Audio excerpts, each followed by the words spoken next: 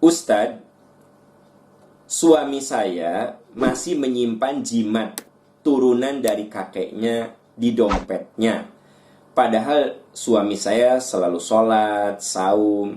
Gimana hukumnya Pak Aam? Mohon penjelasan. Ya, kita perlu tanya dulu suami Anda. Ya, dia menyimpan itu karena apa? Kalau ada peninggalan dari nenek moyangnya yang disimpan, itu karena untuk kenang-kenangan saja, kenang-kenangan, tidak ada masalah. Sebenarnya, ya, ada teman saya yang kalau saya datang ke rumah, dia punya beberapa keris. Nah, tapi dia hanya melihat keris itu sebagai bagian dari peninggalan budaya. Karena ada yang usianya sudah 100 tahun, ada yang usianya sudah sekian lama. Nah, dia menganggap itu warisan budaya. Jadi, keris, kujang itu dari neneknya, dari uyutnya, ya. Karena nenek dan uyutnya itu, kakek dan uyutnya itu senang pada benda-benda yang seperti itu. Ada kujang, ada keris. Tapi teman saya menyimpan itu lebih sebagai kenang-kenangan dari uyut. Tidak ada nawaitu sebagai jimat, tidak ada nawaitu niat sebagai tolak bala, nggak ada.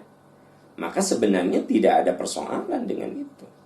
Ya, yang jadi persoalan kalau suami Anda menganggap itu memberikan manfaat dan madorot, itu menolak bala, itu menolak kejahatan. Nah, itu menjadi jimat. Dan tentu saja ini sesuatu yang diharamkan di dalam Islam karena masuk dalam kategori kemusyrikan, ya, begitu. Oleh sebab itu saya tidak bisa memberikan hukum apa-apa. Apakah itu syirik, apakah itu boleh, kecuali saya kudu nanya dulu sama suami Anda. Dia menyimpan itu kenapa? Kalau cuma aduh Pak Am, saya mah kenang-kenangan we, ya teh ti aki, ya kan gitu. Saya punya cincin. Ya memang akinya menganggap cincin itu jimat, ya.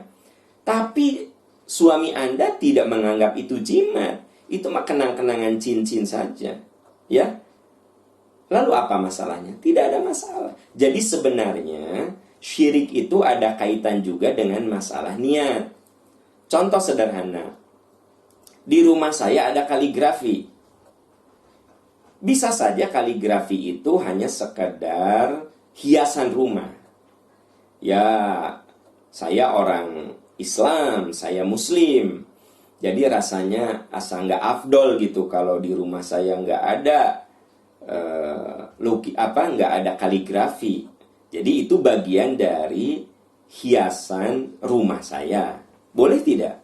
Boleh banget, tidak apa-apa. Tapi kalau Anda memasang kaligrafi di rumah, niatnya menolak bala, nah itu jadi masalah. Itu kan jadi perbuatan syirik, ya. Nah jadi memang Anda jangan dulu suudzon sama suami Anda. Anda harus tanya, ayah, kenapa ayah nyimpen jimat si kakek itu di dompet? Mama, aku mah kenang-kenangan saja, gitu, ya.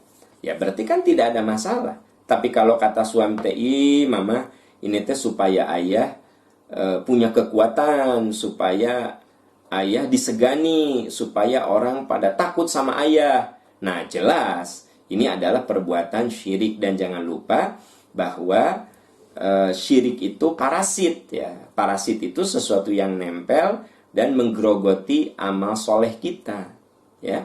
Amal soleh kita tergerogoti dengan perbuatan-perbuatan syirik. Bahkan syirik yang sangat-sangat besar itu bisa menyebabkan dosa kita diampuni, dosa kita tidak akan diampuni kalau terbawa mati. Innallaha la yaghfiru ayyushraka bihi wa yaghfiru ma duna dzalika liman yasha.